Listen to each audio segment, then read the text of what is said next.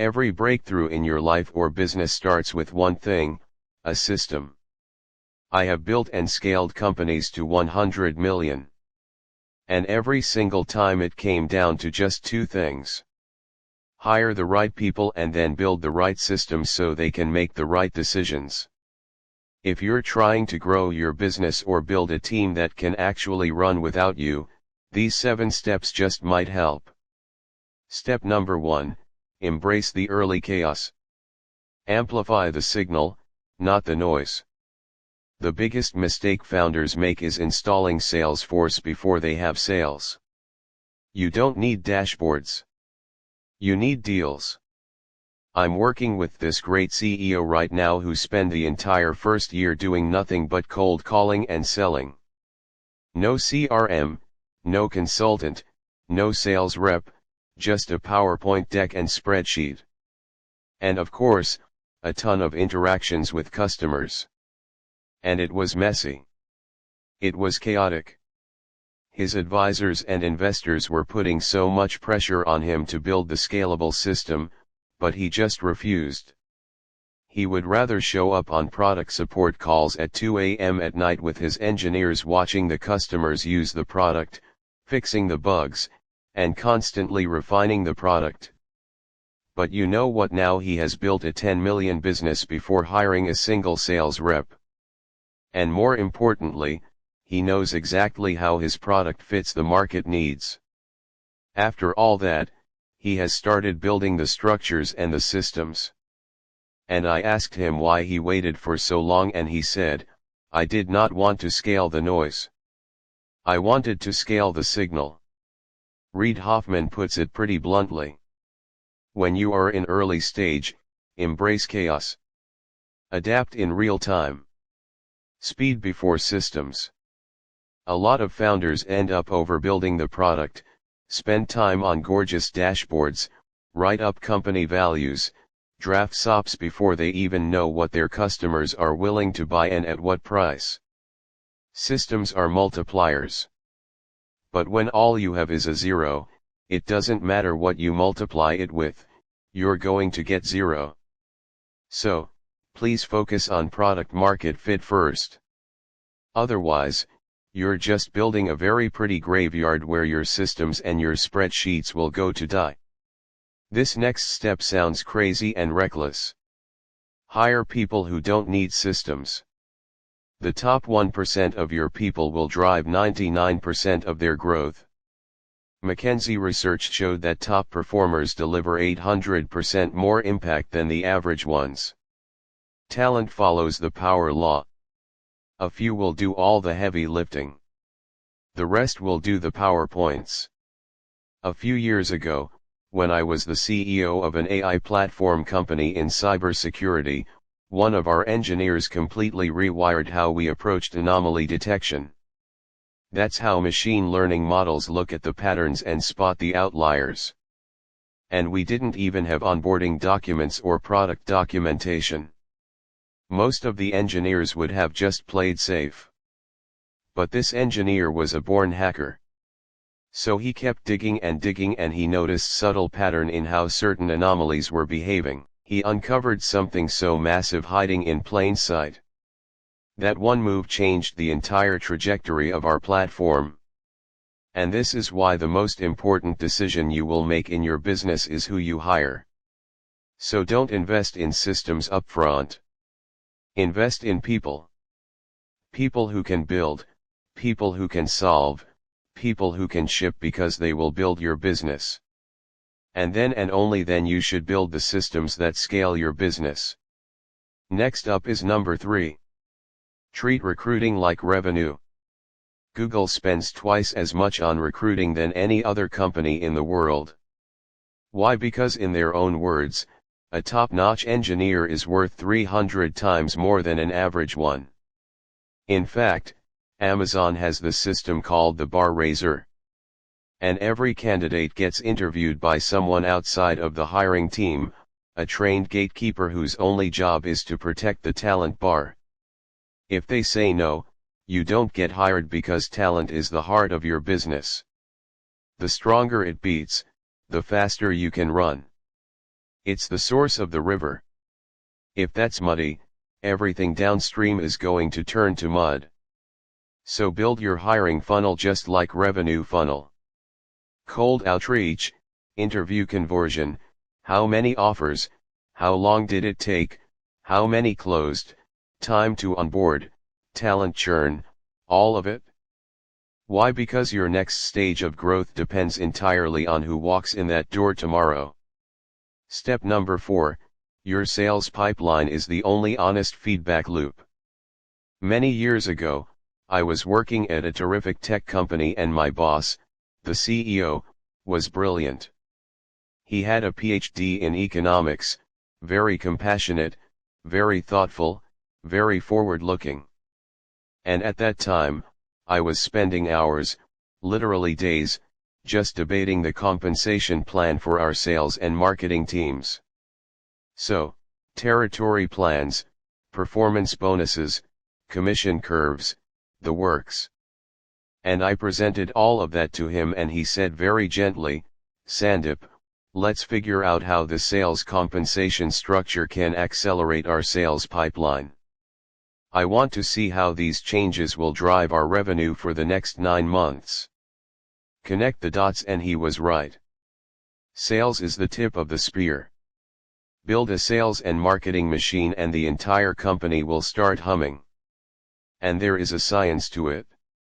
Who are you targeting through which channels? What's your conversion rate? How long does it take to close? How long before they start paying? What is the customer churn? This is your EKG, your vitals, your pulse.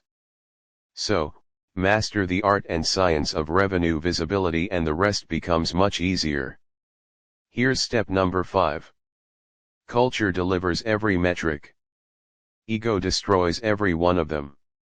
2 companies, same tech, same tools, same customers. One wins, one dies. What's the difference? What if I told you about a company that missed almost every major tech opportunity of his era? The browser dominance missed, the internet missed, search missed, social missed.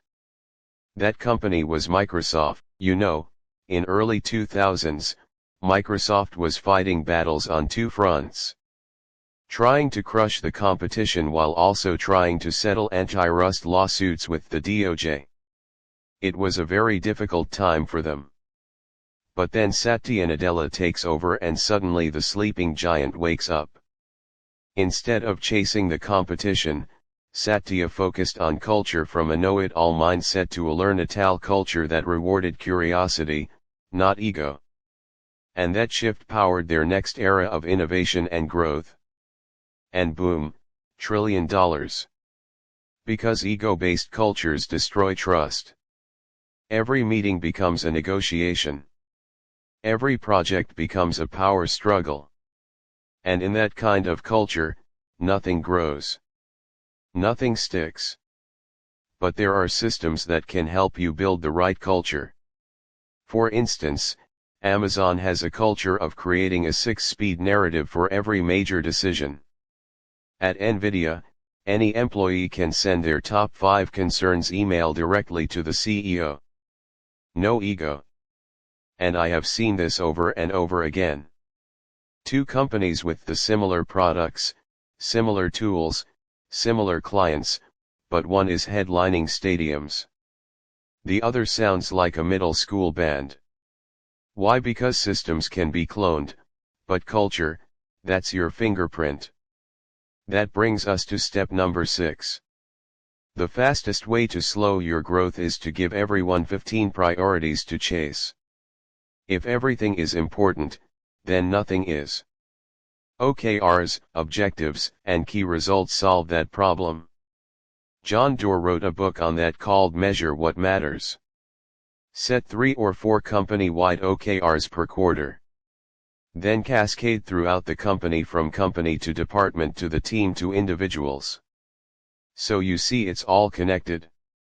So let's say if a company objective is profitability and the key result could be reduce operating cost by 10%.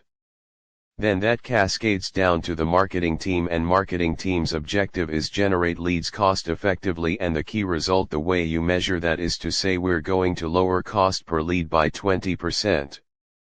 And then it flows down to the marketing manager and on and on. But here's the trick. Keep it very tight. I once worked at a company with 11 executives. Each one of them has 6 to 8 top priorities. You do the math. Strategy is not an all-you-can-eat buffet. When it comes to goal setting, please remember scarcity builds clarity. Next is number 7. Great companies are like religion. They need rituals. For founders or team leads, there is no such thing as overcommunication. Rituals make things predictable. They regulate our serotonin. Makes us feel safe. And that's why your communication cadence is the backbone of your company. Let me walk you through what I used to do when I was a CEO. Every day I did 10 minutes of stand-ups with my direct reports. We were moving so fast. Every day mattered. Every Monday we had our SEAL executive meeting. So Chief Revenue Officer, Chief Technology Officer, Chief Financial Officer, and so on. All of us would get together. That's where we tackled the hardest issues together. Then every Tuesday, company-wide, all hands, what's happening and why it matters. We shared our wins and our mess-ups with everyone every single time. And then every Wednesday was my meetings day, where I would schedule the triangle offense meetings, where 3 departments who used to work together would come together. So sales, marketing, and customer success would be all together in one meeting. Product engineering and data science would come together in another meeting. Finance, operations, HR, that would be another meeting. So that was the fastest way for us to unlock coordination problems that were interdepartmental. And actually I got this idea from a great book by Phil Jackson. It's called 11 Rings. It's a terrific book and all of us should definitely read it. Then of course every month we would have business reviews, product reviews, tech reviews, hiring health, financial runway, all of that stuff. Every quarter we would review our OKRs, and of course we would have our board meeting every quarter. So you'll see that kind of rhythm helped us build trust, and trust created speed of execution. Now, you don't have to build the same communication system the same way, but you have to build some ongoing drumbeat of communication. There is nothing like over-communication. And finally, here's the most important step, one that connects all other steps together. Lead with context, not control. Zappos was phenomenal at this. Their CEO believed that the employees in the field should make the call. Want to send a flower to a customer? Go ahead and do it. You want to send cookies? Go ahead. You want to spend 2 hours on the phone with a customer to solve a problem? Great. That is your job. And the result, Amazon acquired Zappos for $1.2 billion. If every decision still needs you in the room, you don't have a company, you have a traffic jam. As Eric Schmidt said, you are the most expensive router in your company. Your job is to connect people and route decisions to the people closest to the problem. Be the coach, not the crutch. You have to let the players play the game. And that mindset is going to be even more crucial tomorrow, because your next hire is not going to have a resume or a pulse, because they're going to be AI agents, and they're already here. 81% of customers now prefer talking to AI agents in customer support. These agents don't need onboarding. They don't get tired. They don't get distracted. And they don't need vacation. And this brings you that one thing you've been chasing all along. A system that learns, adapts, evolves even when you're not in the room. Now, you're still going to need your people and your systems. But now, you have these amazing tools that can accelerate and amplify everyone's efforts. So, the real question is, what are you going to build with these 7 steps will transform your life and your business. And the AI agents will make these systems come alive. Now, if you're ready to take it to the next level, check out my video on the most profitable AI businesses that AI won't be able to destroy. And don't forget to subscribe to the channel. Thank you and I love.